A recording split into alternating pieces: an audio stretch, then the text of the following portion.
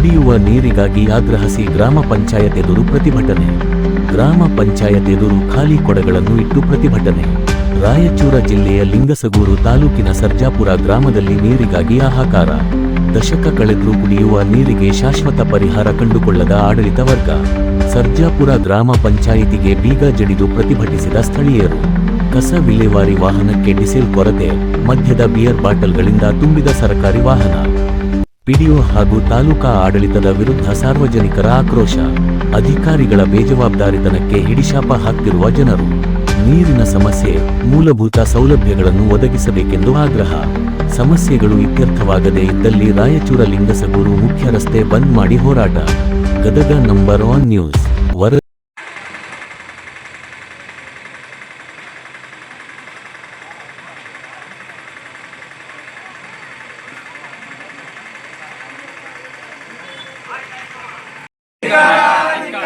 ಜನರ ದ್ವೇಷಿತ ಪಿಡಿಒರಿಗೆ, ತಾಲೂಕ್ ಪಂಚಾಯತಿ ಇವರಿಗೆ ಬೇಕೇ ಬೇಕು.